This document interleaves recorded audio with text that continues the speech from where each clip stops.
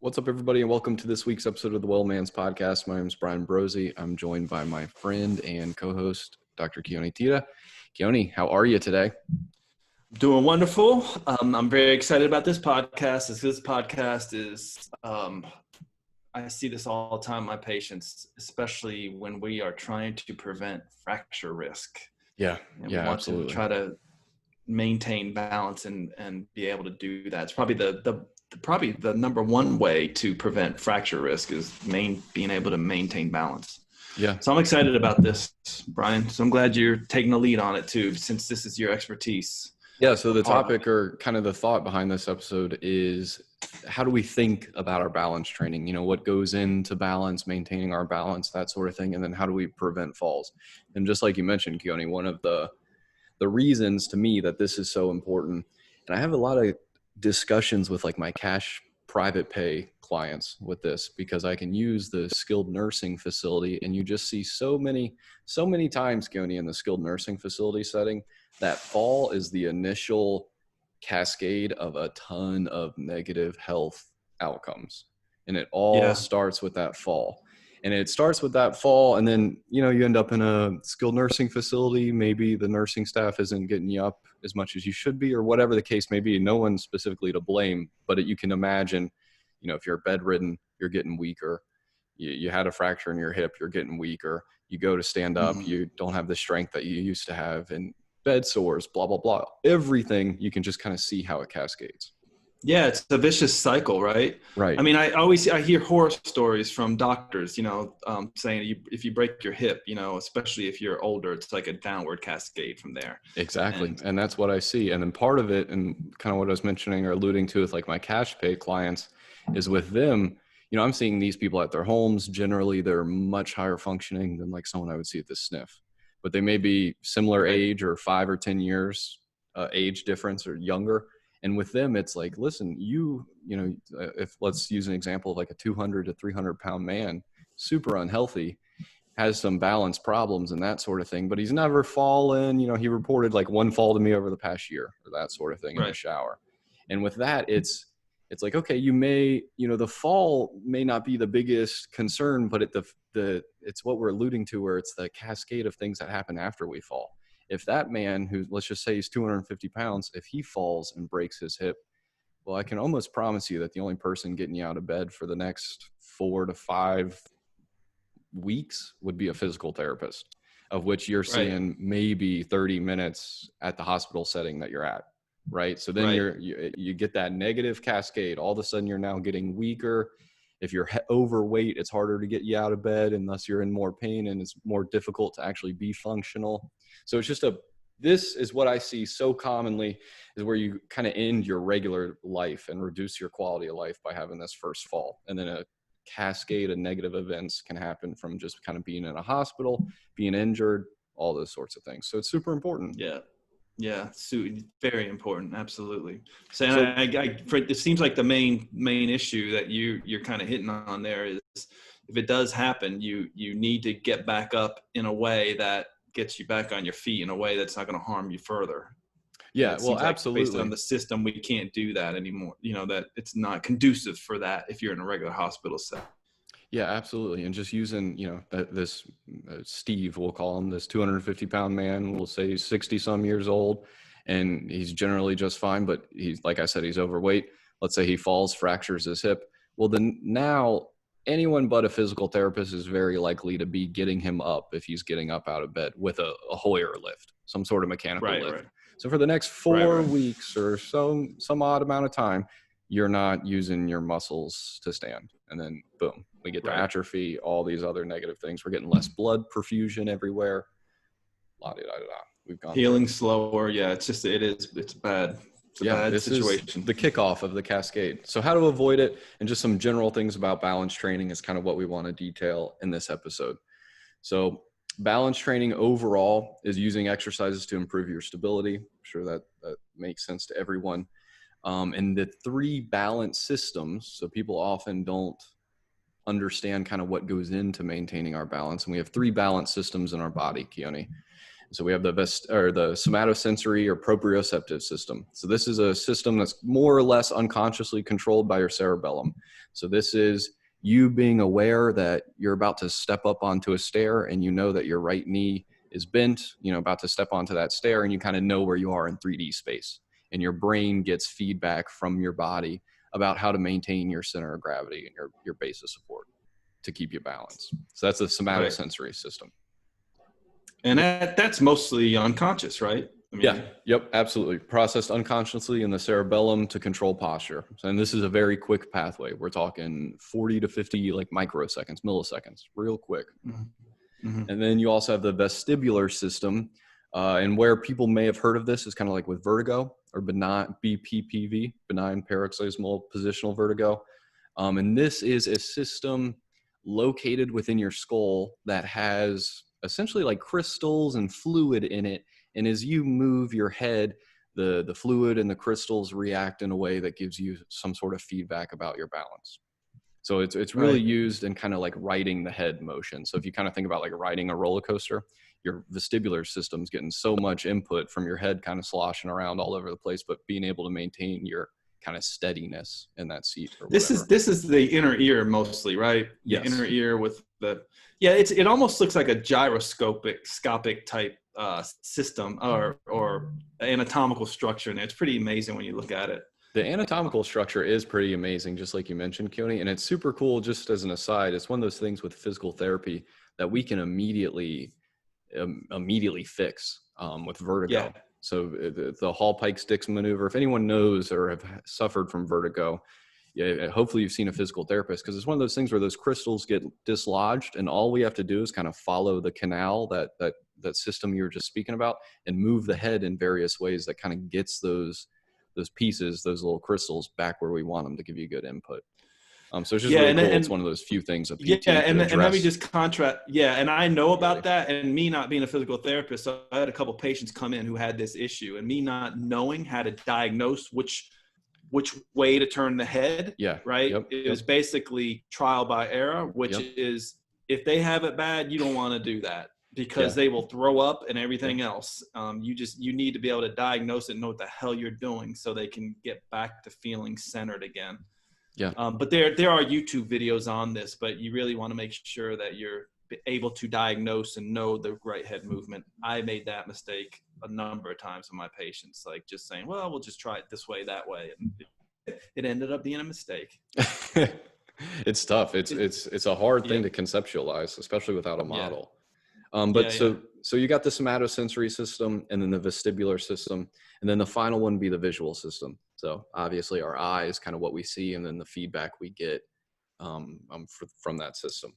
Under a normal condition, so just kind of taking a general healthy person standing on a quiet, firm surface, they're using about 70% of their somatosensory system, about 20% of the vestibular system, and 10% of their visual system to kind of maintain their balance. Now, if we add an unstable surface, basically what we get there is we see that the vision goes up. We need more of the vision because now our somatosensory system is getting less accurate information, right? Because we're standing on like sand, as an example. It's kind of crumbling beneath us or moving beneath us. Okay. So those are the systems, the reliance being primarily on that somatosensory system, the vestibular system, and then the visual system. And all of these, if you've ever seen a physical therapist, you've maybe done some balance testing, and we've had you with your eyes open, eyes closed, feet close together, feet further apart together, and all these sorts of things. And there's a foam and dome outcome measure test that we do.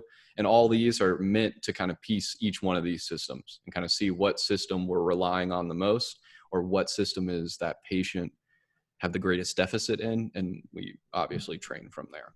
So it'd be kind of the first takeaway. So if you're listening to this at home, wondering how do you independently start working on upgrading your balance, look up the foam and dome test and take yourself through it and just kind of see where you have the most difficulty. And then I'll tell you what system you need to start addressing the most in your workouts or kind of your healthy protocol that you live by.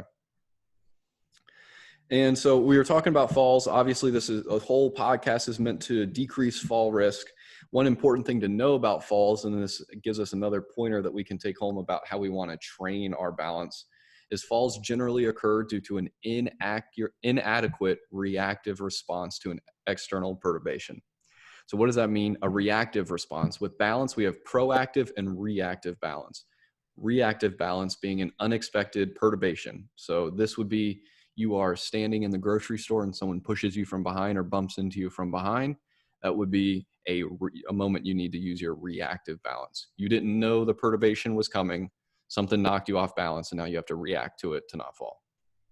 Right. The other side of the two types of balance would be proactive balance, which would be a self-initiated action. So an example of this is, me standing on my tiptoes trying to reach into the upper portion of the cabinet. I know what I'm doing. I've kind of processed this motor program that I'm about to go through, and I'm pre-planning the steps to maintain my balance as I do this action.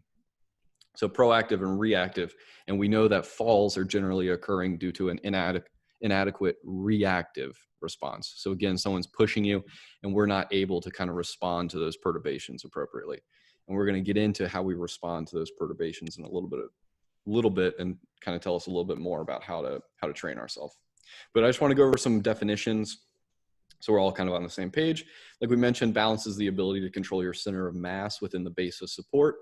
So what's the base of support? Base of support is the surface that you are sturdy on. So if I got my feet wide, let's say larger than hip distance apart, I got a wide base of support. If I got my 2 feet smashed together and I'm standing on the floor on them, I got a narrow base of support. But the base of support is, the surface I'm stabilizing myself with. So my 2 feet, or if let's say I was on all fours would be my base of support, right?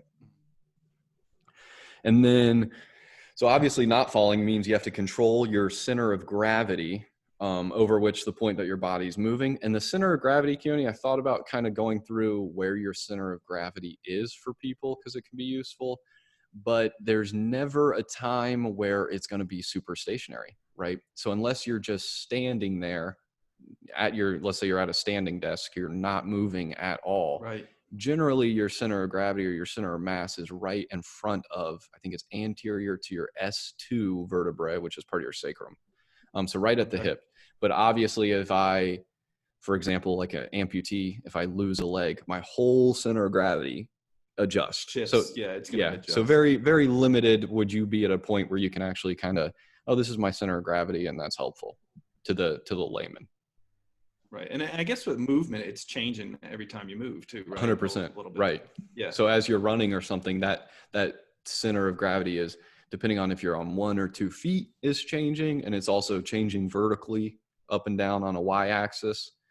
So it's never, that's why for the general purpose of this conversation, it doesn't really, the center of gravity is the center of gravity, and we move around it. I guess it'd make a big difference if you just have poor postural stuff going on or something. And then we would just set you up in a position that would better your center of gravity, right? So like, for example, with an amputee, you're talking about poor posture there, obviously due to some other limitations as well, but just making, like, that's when we adjust the orthotic or the socket of this prosthetic to create a better center of gravity. So that kind of speaks to what you're alluding to. Yeah. Okay. And then just a few more. The base of support, like I mentioned, is kind of where your feet are, what you're using to keep your body steady. So again, if we're on all fours, your hands and your feet, or just our feet if we're standing. And a perturbation is anything that knocks us off balance. We went over reactive and proactive balance. We mentioned that reactive balance is typically where we see the most falls. And that's when someone is either pushed, knocked off balance in some sort of way, or even so much, this would be reactive as well. You trip over, the extension cord to your Christmas tree, and you have to react to catch your balance. You didn't plan to trip over the extension cord. So balance as a whole, balance is classified into 2 ways or 2 types of balance: static balance and dynamic balance. Static balance is your ability to maintain the body in some fixed posture. So think static balance is the ability to maintain a postural stability and orientation with the center of mass over the base of support and the body at rest. So an example of this would just be standing on one leg and just not moving. You're maintaining that static balance. Dynamic balance is your ability to transfer the vertical progression of the center of gravity around the supporting base of support. So for example, we're talking about running, and I mentioned that that center of mass or center of gravity is sliding up on a y-axis, is we're kind of bouncing up and down while we're running. And that's a great example of that dynamic balance. And again, anything that you're moving is dynamic balance. So that example I gave of kind of being on my tiptoes and reaching up into the cupboard, that also is dynamic balance. Even though you're not seeing my feet move, I'm changing my center of mass and my center of gravity by moving. So that's the difference between static and balance. And as far as the research goes, the research is really interesting. And it's, I don't know if you encounter this, Keoni, but it's one of those things where, yeah, of course, people are going to benefit from being trained in some sort of way, right? Like, and that's kind of the outcomes that we're looking at here. And if they're trained in any way, we would expect to see some sort of balance improvement, even if it's just strength and we're not working on balance. Right. So we do see that balance training, strength training, cardiovascular training, all the types of training that you can imagine have some sort of correlation and parlay into improved balance, which makes sense. I mean, if you're more active, you're stronger, you're quicker to react, all of that you could see how that would help with your balance. Yeah, and that's interesting. I don't think we hit on that enough when we talk about like people with osteoporosis, osteopenia. We just talk about like strength training and stuff like that. But the main benefit of that is probably just the balance, improvement you're getting from that. Yeah, absolutely. Definitely the balance improvement, the strength benefit and I talk about this a lot with just kind of giving people prognosis for how long something is going to take to heal or whatnot. Those first 4 to 6 weeks, that first 4 weeks or so, you do have some sort of gains, but those gains are just the nervous system and your muscular system communicating better. After about 6 weeks is when the cell gets larger, it hypertrophies, we see actual cellular changes. So that makes sense then with like strength training or even like Tai Chi, those types of trainings, that we're getting that better muscle nerve connection, which is obviously going to help our reactive and proactive balance. So I just wanted to give a few kind of exercises, just examples of like static balance exercises. So we're thinking of squat, 2-leg stance, 1-leg stance. So a squat, and what I mean by that would be like a hold squat, squatting down to 90 degrees and kind of holding it, or a 2-leg stance, a 1-leg stance. And typically if you're just starting out, like I mentioned, you could look up that foam and dome test.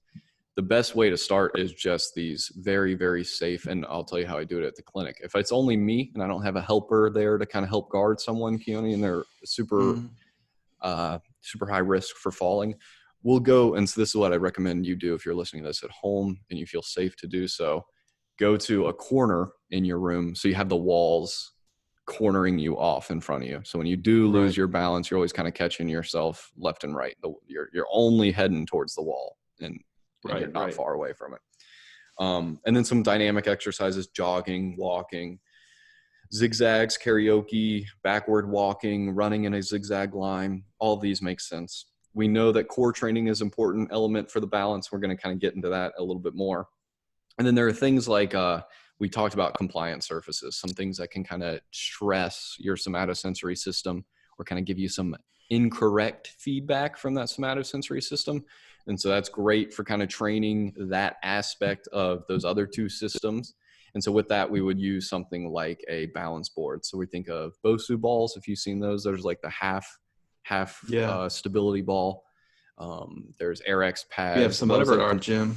Yeah, whatever a compliant surface is, even sand would be an example of some sort of kind of balance board. Anything that's got a compliant surface. And then just to give people an idea of the progression of this, the larger surface, the easier it obviously is, right? So we can use all of these kind of little variables to progress our exercises. And we can start with static, move to dynamic, and then we're getting kind of a repertoire here of different things that we can change to appropriately address our balance, hopefully. So the progression for you would be like static balance training to dynamic, then to like kind of these balance boards and stuff? Yeah, assuming I'm starting with someone, from ground zero, let's say, super, super low. Yeah. Okay. Yeah. I love like compliant surface training, especially here in Florida, because people are often walking in the beach or their sandy yard and that sort of thing, and talking to me about Right. them falling after gardening or whatnot. So I love that. But yes, the progression should be, just to be safe, would be static to dynamic, and then adding a compliant surface. And then when you add that compliant surface, you would cycle back, right? So you would start with a compliant surface with a static balance exercise, just standing on it. Can you hold that? And then an example of a dynamic one that I use all the time, super basic, just standing on the RX pad and doing like marches, right? So your feedback, the feedback that your body's getting isn't fully incorrect, but it's also not fully correct. So you got to use these other systems. You got to get all these systems to work together to kind of process this. And that's a great example of it translating over to walking on the sand. Yeah. But I did mention, so if you have a reactive balance, you fall. There are three things that we use, three strategies that we use to maintain our balance. So these are super important to begin to train and to be aware of, because then you can understand, again, kind of like we broke down the three balance systems. Here, you get an understanding of what strategy you should be using when, how to train it, and that sort of thing. So let's get right into it. So the strategies, so when we lose our balance, these are the three strategies we use to regain our balance or get control of our base of support again, or get control of our center of gravity. So an example, the first one is an ankle strategy. So an example of this would be in quiet standing. So let's say you're standing at the counter at the grocery store and you're just quietly standing there and you kind of feel that rocking back and forth of your ankles. Like you're kind of going into more dorsiflexion, more plantar flexion, and just that light little rocking in your ankles is keeping you balanced. So let's say, you kind of lean back away from someone so they can put something on the counter or whatever, but you never actually moved, right? Your feet stayed stationary, but your ankles moved through more plantar flexion or dorsiflexion. So they move through, flipping up or down, like you're on stepping on the gas pedal. That is our first and quietest way of maintaining our balance. So this is the first and the smallest kind of reaction we have to perturbations. So if I just lightly touch on Keoni as he's standing there, he should only just kind of use his ankle strength to maintain that balance. The perturbation wasn't big enough to cause him to have to change his center of his base of support or his center of gravity, right? So it's just using those ankle muscles to maintain the balance. As we get a step bigger, so one step bigger, we went from ankle strategy to now hip strategy. This is when we have a perturbation that's too large for the ankles to control. So if we're using that same grocery store analogy, you're standing in line. This time, someone bumps into you in the back in the car, behind you with a cart, and you shift your hips backward or forward to kind of control that perturbation. So we've seen this. You've definitely been at some point in your life, you've tried to balance off something and you kind of shift your butt back immediately, almost like you're squatting to get that base of support and to stay safe. But at that point, you still haven't used the final stepping strategy, which is the step strategy. This is our last line of defense. So if we're using that same grocery store example, someone pushes you, you are bumped and you take a step with your foot to increase your base of support, maintain your center of gravity, and that would be the strategy you use. So ankle, hip, and step strategy. And like step strategies, I've trained with like a metronome, and we've stepped in like a star pattern and those sorts of things.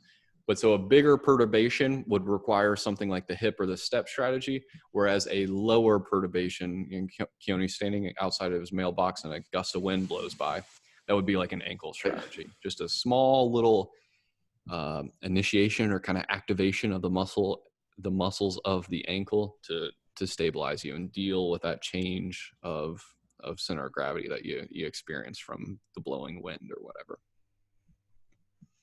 So overall, what we need to know to kind of train our systems and to know about balance. One, it's obviously super important. We spent a little bit of time going over that. There's 3 balance systems that we need to be aware of and kind of tease out in our balance assessment, and then train them each appropriately. And those 3 systems, again, somatosensory, vestibular, and visual.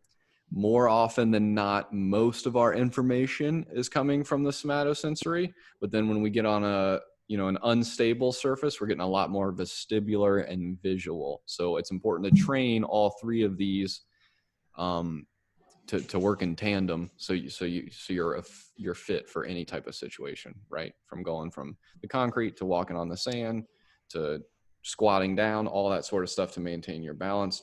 We do know that falls generally occur due to an inadequate reactive response to external perturbations. And so what does that tell us? That tells us we need to train those ankle, hip, and stepping strategies, because that's generally what a fall occurs from. Generally, a fall is, someone tripped over the garden hose and they couldn't get their foot out quite just fast enough to stop them from falling. Right. And that's where it makes sense that any sort of training, strength, speed, plyometric, cardiovascular, is likely going to have a benefit towards maintaining healthy balance systems. Right. And then we talked about proactive and reactive balance, static, dynamic balance. And it's just important to train all of them and be aware of the 3 strategies we use to maintain our balance, so you can go about kind of working them appropriately and being aware of, if you're outside and a gust of wind blows by and you have to take a step to maintain your balance, that lets you know you probably need a little bit more ankle strength, glute strength, hip strength, a little bit more training in these areas, so you're a little bit more ready for that reactive balance. Other than that, and it seems like a lot of this you can do on your own too, right? I mean, like, as long as you're doing it safely. Absolutely. And that's that was the hope with this podcast, is just to, obviously it'll be a lot more direct with a healthcare practitioner working specifically for you, but that's what this podcast is intended to do. You can look up that foam and dome test. There are 6 ways it's performed. You can perform them at home and use your significant other to kind of grade, or take a video of it even, and then look at it later. Right. Like I said, I would definitely, and I do this in the clinic, if I only have myself, we're going to a corner, putting ourselves in a corner, we're facing that corner, and that way we have plenty of wall, rail, whatever we need to maintain our balance if a stepping or a hip or an ankle strategy doesn't quite work for us. Yeah, I'm thinking if you have like significant fracture risk from like a diagnosis of osteopenia or osteoporosis, one of the things that you can do even before you think about this stuff is look for hazards within your home too, right? Like, remove those hazards. It could be, I don't know, like having a ramp put in on steps or whatever, or rugs that you may slip on, tripping hazards in your home. The extension cord to the Christmas tree, like, have that stuff taped down, like all that stuff can go a long way. Because like you said at the beginning, I mean, if you have poor bone health and you fall and break a hip, it just takes so much longer to heal, and it can create this downward spiral that is really awful. I think we talked about it on one of our osteoporosis podcasts, like the costs of we did, of a fall, and I forget, but anyway, the healthcare costs of that, of hip fractures or fractures, is huge, especially when you get older. I mean, and I can't stress it enough just how much of a negative cascade begins, because like I mentioned, I laid it all out there where you're probably not getting up very often. When you are, maybe they're using a mechanical lift or whatever. And what does that do? That increases your risk for UTIs. That increases, you're not having as good a circulation. You're increasing your risk for skin breakdown. And then what happens? You get a UTI, and then dementia kind of kicks off, because we know with UTIs comes a lot of cognitive situations that arise. And all of that is just, it all started with, I was actually just kind of walking through my garden. I tripped over my hose. Right. And there's a lot of fear to it too, right? I mean, if you know that you're off balance, you have a lot of fear about even trying to get up, walk, or do whatever. I've had patients with that, so this is where I think having a PT or somebody that can take you through this stuff is so important. you don't want to move when you're in pain. You don't Yeah. want to move when you think you're going to fall. And that just can make things worse over time. It can make it worse quickly. Yeah. It always makes me think like how quickly, what happens to astronauts being in space. I mean, it's Hmm. like within days of their whole system being thrown off and bones being reabsorbed and everything, within days of being in that, no gravity environment. Talk about messing up And your vestibular system. I think I was listening to one of the guys who, what's his name? Kelly, one of the astronauts who lived up there for like a year. And yeah, he was talking about the first day or two being sick is all get out because that crystal, that somatosensory system that we talked about, is now getting no feedback. Like there's no gravity or change of position that's making that crystal move at all. So you're right. missing an entire system there. Yeah, and your body will adapt to that environment in no Yeah. time. And Yep. it's like it's the disuse thing, right? I mean, if you don't have gravity impacting your feeding back on your bones, guess what happens to your bones?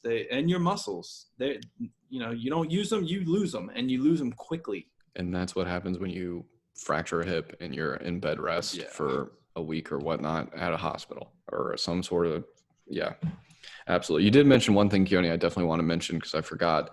I don't have any specific science for this, but this is kind of always how I've trained people with balance.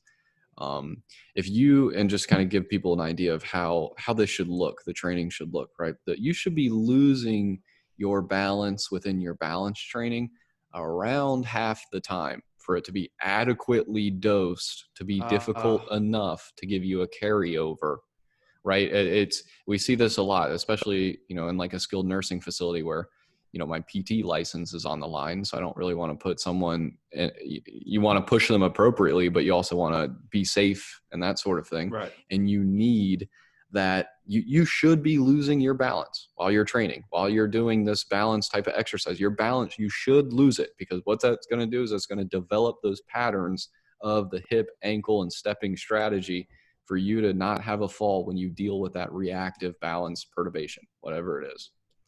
Right. So that's important to So you mention. You want should be losing your balance with training. Yeah. I'm just curious. So, is there a recommendation for, strictly balance training, and at what age do you recommend it, and that type of thing? I mean, I see, for example, I see people in the gym. Yeah. On these Bozu balls or whatever, and I'm thinking to myself, well, you're probably getting just as good training getting under a squat rack or whatever, but that's not necessarily the case depending on where you are, Yeah, and right? I depending on what mean, you're trying to do. I would kind of agree with you as far as functionally goes. I used to poo-poo the Bosu ball all the time because right, you're never really walking on a dome. It doesn't right, really happen. But in the same vein, you're training those other balance systems, or right, you're increasing the use of these systems, which is going to have carryover. right. And I don't know if you've seen it, but I'm sure there's studies that say they're effective. I mean, they must be. There must be some studies that say they're effective for using these balance balls and stuff like that. I Yeah, can't see how it wouldn't be. right. And that's kind of what I was mentioning. I did find that in the research, and I have an article here from 2013 where they just found that basically they found strength training and balance training and all sorts of training are an effective method to train the balance in older fallers, so older adults.